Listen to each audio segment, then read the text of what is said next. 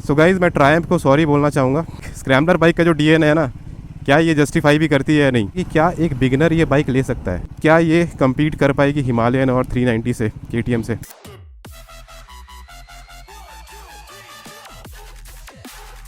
So all right guys, हम आपके लेके आ गए हैं ride review Triumph scrambler 400X का। बहुत ज़्यादा डिमांड था इस बाइक का क्योंकि ये बाइक बहुत ज़्यादा पॉपुलर है। ट्रायम्फ की तरफ से एक स्क्रैम्बलर बाइक आती है तो ये एडवेंचर बाइक और रोडस्टर बाइक की बीच की कैटेगरी है, तो लोग ज़्यादा कंफ्यूज रहते हैं कि भाई जो लोग ना स्पीड 400 लेना चाहते हैं, गरीला 450 वगैरह X450 वगैरह ये सारी बाइक्स लेना चाहते हैं, जा सकते हैं। ये बाइक ज़्यादा कंफर्ट प्रोवाइड करेगी, उनका एडवेंचर का रिक्वायरमेंट पूरा कर देगी, या फिर पैसे बचा के वो वाली बाइक्स ही लेनी चाहिए। जो लोग हिमालयन लेना चाहते हैं, केटीएम एडवेंचर 390 लेना चाहते हैं, वो लोग भी कन्फ्यूजन में रहते हैं कि भाई क्या थोड़े और पैसे बचा करके हम ट्रायम्फ स्क्रैम्बलर 400X ले लें।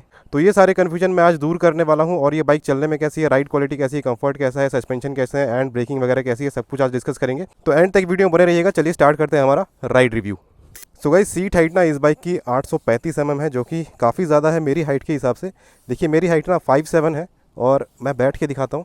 बैठना काफ़ी ज़्यादा इजी है, ठीक है, बैठने में कोई डिफ़िकल्टी नहीं हुई, पीछे कहीं पैर टच नहीं हुआ। और इसका स्टैंड जो है ना, ये ज़्यादा लीन नहीं करता है, थोड़ी सी ऑलमोस्ट बाइक जो है ना अपराइट ही रहती है। चलिए इसको ऊपर करते हैं, एंड मेरे पैर जो है ना, मेरे 20% पैर मेरे नीचे टच हो रहे हैं, टोस। ओके, हैंडल बार बहुत ज़्यादा अपराइट है, बहुत ज़्यादा वाइड है। Quality is top notch, quality हमेशा ट्रायम्फ की काफ़ी ज़्यादा अच्छी रही है। स्टार्ट करते हैं। देखिए स्टार्ट करते ही आपको ना हल्का हल्का बजीनेस आपको मिलेगा, ठीक है। देखिए शीशे हल्के हल्के हिल रहे हैं, तो क्योंकि यार ये परफॉर्मेंस इंजन है तो हल्का फुल्का वाइब्रेशन आपको मिलेगा। चलिए आरपीएम अगर मैं बढ़ाऊँ तो देखिए 4000, ओके 5000 तक जाते ही वाइब्रेशन फील होने लग जाते हैं सीट में एंड फुट पैक पे। बाकी 4000 तक आपका काम चल जाएगा। चलिए फर्स्ट गियर देते हैं, और देखिए हैंडल मैंने मोड़ दिया, हैंडल इसका ठीक ठाक मूव हो जाता है। अब चलिए यहाँ से मोड़ते हैं। ओके, बाइक काफ़ी ज़्यादा लाइट वेट फील हो रही है मुझे। वैसे वेट इसका ज़्यादा है नहीं, 185 kg है, तो मोड़ने में मुझे वो वेट फील नहीं हुआ। अब पिकअप देखेंगे आगे जाके। एंड गाइस, सस्पेंशन की बात करें ना, तो देखिए 150 mm के सस्पेंशन मिल जाता है इसमें, जो कि अगेन हिमालयन से तो कम ही है, हिमालयन केटीएम वगैरह से कम ही है। हिमालयन केटीएम में आपको 200 mm के मिलते हैं, और स्पीड 400 वगैरह जो रोडस्टर बाइक्स आती है ना, उनसे ज़्यादा है, इसलिए इसका नाम स्क्रैम्बलर है। एंड हल्का सा मैंने ब्रेक लगाया, और ब्रेक मुझे समझ में आ गया कि ब्रेक जो है ना प्रोग्रेसिव है, ठीक है। वो वाला ब्रेक बाइट आप ढूंढ रहे हो ना, अगर जैसा स्पीड 400 वगैरह मिलता है वैसा ब्रेक बाइट मुझे नहीं लगा फ्रंट का। आगे जाके टेस्ट भी कर लेंगे। चलिए अब मैं आपको बताता हूँ कि यार आराम से अगर चलाना हो ना, तो ये बाइक कितना आपका साथ देती है। थर्ड गियर में देखिए, थर्ड गियर में 20-25 की स्पीड आप मेंटेन कर सकते हो। लो एंड टॉर्क इस बाइक का अच्छा है। देखिए वही वाला इंजन है, स्पीड 400 वाला ही है। लो एंड टॉर्क थोड़ा सा ना टॉर्क में इम्प्रूवमेंट है, स्पीड 400 से थोड़ा सा आपको अच्छा टॉर्क मिल जाता है इसमें, ठीक है। हल्का सा, मतलब एकदम माइनर सा डिफरेंस है, लेकिन डिफरेंस तो है। अब वो इसलिए रखा गया है क्योंकि ये बाइक ऊंची है, तो कम हाइट के लोग चलाएंगे ना, तो बाइक कहीं डिसबैलेंस ना हो जाए कम टॉर्क की वजह से, ठीक है। तो वो चीज़ आपको फील होगी जब आप दोनों बाइक साइड बाय साइड चलाओगे ना। तो स्क्रैम्बलर 400X में ना, इस बाइक में आपको ऐसा नहीं लगेगा कि भाई ये बाइक ना कहीं से भी लो एंड टॉर्क अच्छा नहीं दे रही है। अब जब थ्रॉटल दोगे तब ये बाइक आराम से पिक हो जाएगी, ठीक है। अब यहाँ से टर्न लेते हैं, लीन वगैरह अगर करना चाहो थोड़ा सा, बहुत ही बढ़िया, केटीएम जैसी ही लग रही है, बिल्कुल केटीएम जैसी ही लग रही है। यहाँ देखिए सस्पेंशन, ओके, यहाँ देखेंगे फिर से एक बार सस्पेंशन चेक कर लेंगे स्पीड ब्रेकर पे। ओके, तो सस्पेंशन बेटर है, स्पीड 400 और गरीला 450 वगैरह ये सबसे बेटर सस्पेंशन है, लेकिन हिमालयन के लेवल के नहीं है भाई। हिमालयन के लेवल के मुझे नहीं लग रहे हैं, केटीएम जैसा ही लग रहे हैं। केटीएम के देखिए ट्रैवल तो ज़्यादा मिल जाता है आपको, लेकिन सस्पेंशन आपको ये छोटे मोटे जो स्पीड ब्रेकर्स आते हैं ना, उस पर आपको जर्क दे देते हैं।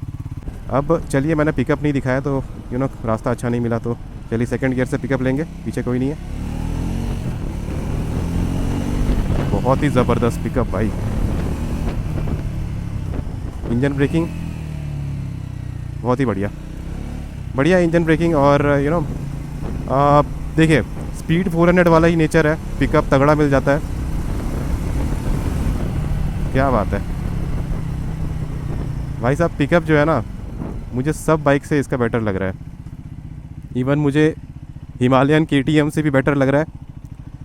अब देखिए स्पीड 400 और गरीला 450 ये सारी जो बाइक्स है ना, उनमें आपको बेटर पिकअप मिल जाएगा, क्योंकि वो बाइक लाइट वेट भी है और power to weight ratio matter करता है इसलिए।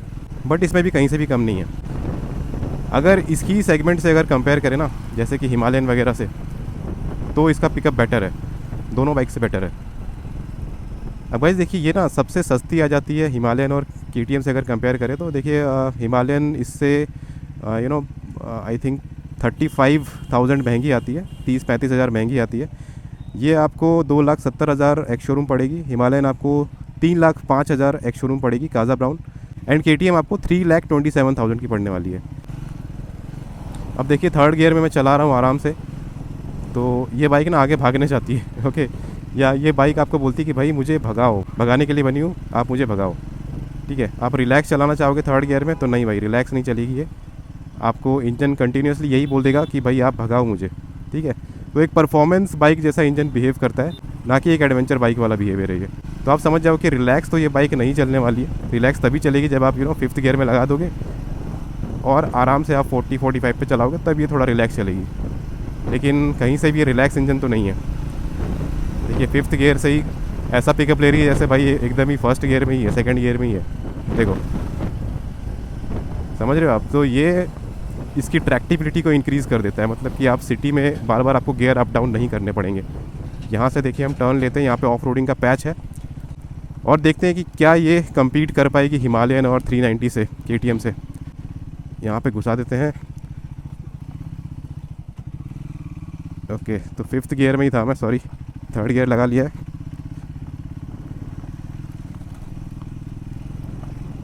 ओके, सस्पेंशन बढ़िया परफॉर्म कर रहे हैं, बहुत ही बढ़िया,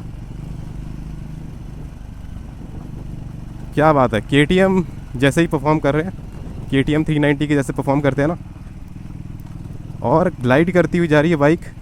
बहुत ज़्यादा जर्क मुझे बिल्कुल फील नहीं हो रहा है, बहुत ही बढ़िया। ओके, ऑसम, बढ़िया बढ़िया भाई, बढ़िया। तो भाई इसको बोलते हैं एक स्क्रैम्बलर बाइक। स्क्रैम्बलर बाइक का जो DNA है ना, क्या ये जस्टिफाई भी करती है या नहीं? तो डेफिनेटली ये जस्टिफाई करती है। स्क्रैम्बलर बाइक ऐसी ही होनी चाहिए कि जब आप चाहो तब इसको ऑफ रोडिंग में लेके चले जाओ, और जब आप चाहो आराम से आप सिटी में चलाओ। तो देखिए मैं कितने गड्ढों से निकाल रहा हूँ, मुझे जर्क फील नहीं हो रहा यार। सीट थोड़े और कंफर्टेबल होता ना तो और मज़ा आ जाता।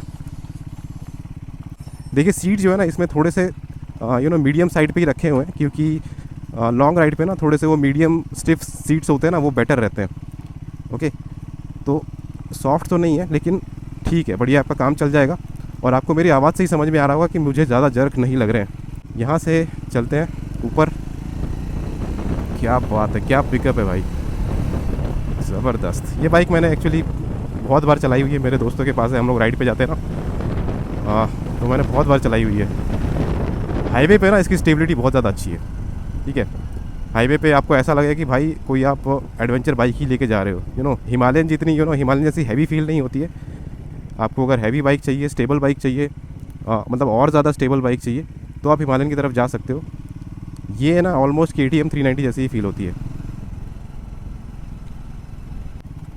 अब देखिए यहाँ से मैं आराम से निकाल रहा हूँ। अब इसके ब्रेक टेस्ट करेंगे, यहाँ पे करते हैं इसके break test. Okay, so break ना इसके प्रोग्रेसिव है। देखिए हिमालयन के ब्रेक्स अच्छे हैं, KTM के फ्रंट वाले ब्रेक अच्छे हैं, इससे अच्छे हैं। इसके ना प्रोग्रेसिव दिए हुए हैं, फ्रंट वाले भी प्रोग्रेसिव दे दिए हैं। ठीक है, तो इसके ब्रेक से ना आप ज़्यादा उम्मीद मत रखिए। थोड़ा सा ना आपको एफर्ट लगाना पड़ेगा और आपको स्पीड स्लो करनी पड़ेगी, और आपको इसका नेचर जानना पड़ेगा कि कैसा है इसका नेचर। आपको आराम से स्पीड स्लो करके ब्रेक लगाना पड़ेगा। यहाँ से देखिए मैं टर्न ले रहा हूँ ना, वापस से मैं टर्न लेता हूँ, यू टर्न। बाइक आराम से लीन होके आराम से टर्न हो रही है, देखिए बहुत ही बढ़िया, बिल्कुल भी हैवीनेस फील ही नहीं हो रहा है इसमें। तो भाई फन टू राइड बाइक है ये। ओके, एडवेंचर फोकस भी है, एडवेंचर भी कर सकते हो आप, टूरिंग वगैरह भी कर सकते हो, ऑफ रोडिंग भी कर सकते हो, और उसके साथ साथ आप इसका फ़न टू राइड वाला फैक्टर भी एंजॉय कर सकते हो। क्या बात है। यहाँ से टर्न लेते हैं।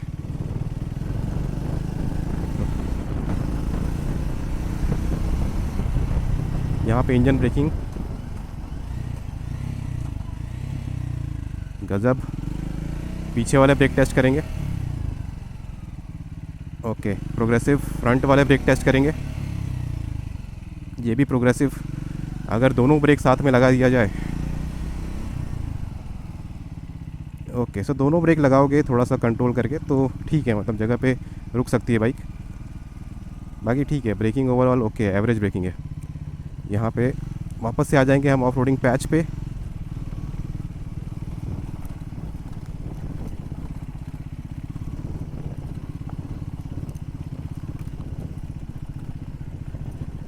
एंड गाइज इस बाइक का अगर मैं यूएसपी बताऊं तो यूएसपी है इसके सस्पेंशन, ठीक है। सस्पेंशन इसके यूएसपी बन जाते हैं, और अगर आपको सस्पेंशन अच्छे चाहिए तो डेफिनेटली आप अगर प्लान कर रहे थे गरीला, स्पीड 400 ये सारी बाइक्स लेने का, X440 वगैरह, तो आप इस बाइक की तरफ जा सकते हैं, डेफिनेटली आप जा सकते हैं।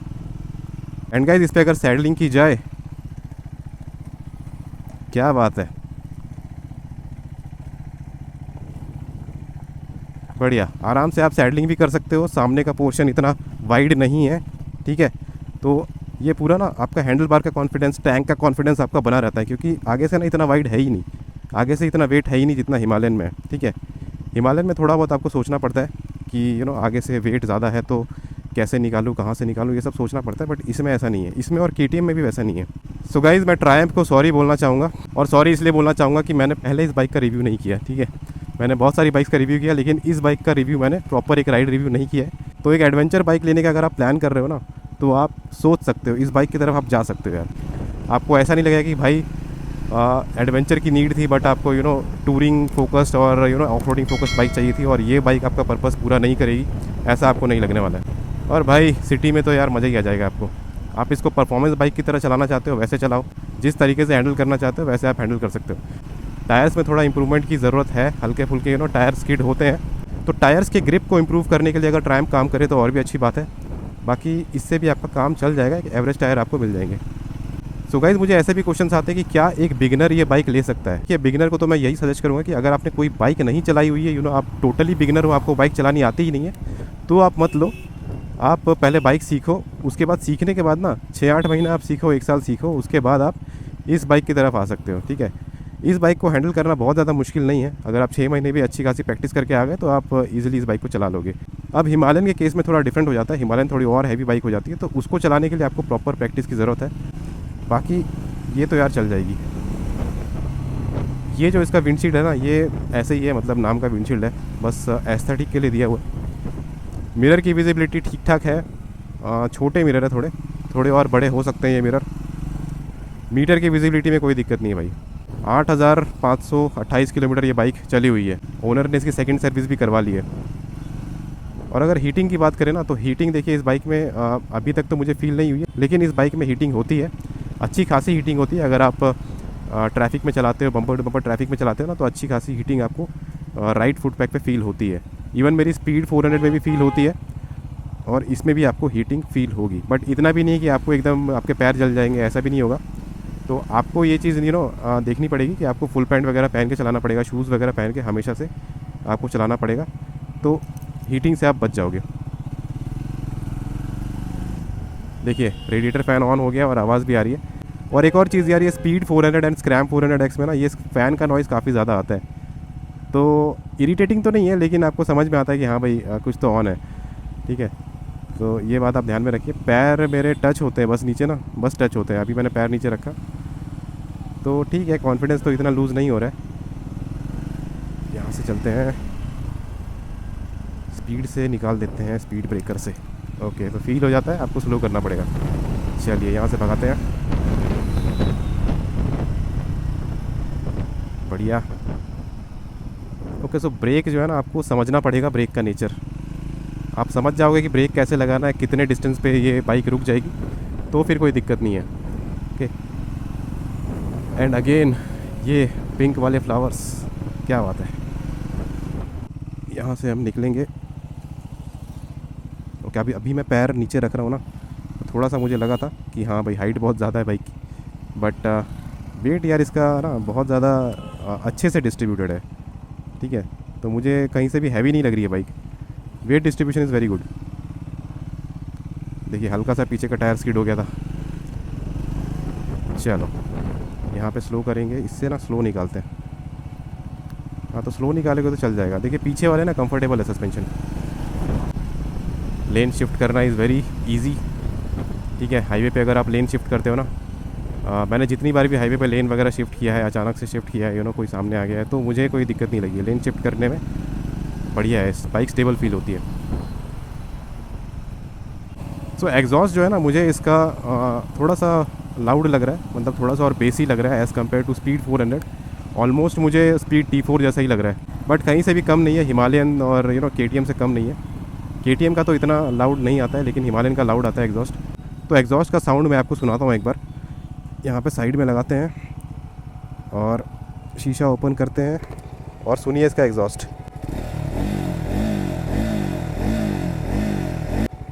बहुत ही बढ़िया एग्जॉस्ट एंड फ़ैन का नॉइस आ रहा है।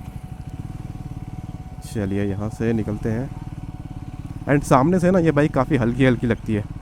अब हिमालयन में जैसे मैंने बताया कि मुझे थोड़ी सी आपको थोड़ी सी बल्की लगेगी, लेकिन ये सामने से बल्की नहीं लगेगी। तो ये ना एक बिग बाइक वाला फीलिंग तो दे देती है ना, ऑलमोस्ट दे देती है। ठीक है, हैंडल बार बड़े हैं, ये बीच में बड़ा सा ये ट्रैम्प लिखा हुआ है ना, ये भी काफ़ी अच्छा लगता है। इसका क्वालिटी काफ़ी अच्छा है यार। तो क्वालिटी वाइज देखिए, मेरी स्पीड 400 का क्वालिटी है ना, वैसे ही है, बढ़िया क्वालिटी है इसकी, टॉप नॉच क्वालिटी है मतलब। सो गाइज़, ये था एक डिटेल्ड में ride review tramp scrambler 400X का। अगर आपके कुछ और डाउट है इस बाइक को लेके तो डेफिनेटली आप कमेंट सेक्शन में पूछ सकते हो। कुछ और सजेशंस है जो कि हम नेक्स्ट राइड रिव्यू में कवर करें, तो वो भी आप बता सकते हो। बाकी एंड तक वीडियो बने रहने के लिए बहुत बहुत धन्यवाद। वीडियो पसंद आए तो लाइक करिए वीडियो, शेयर करिए वीडियो एंड सब्सक्राइब करिए मेरे चैनल। मिलते हैं नेक्स्ट वीडियो में, तब तक के लिए take care, bye bye and have a safe ride.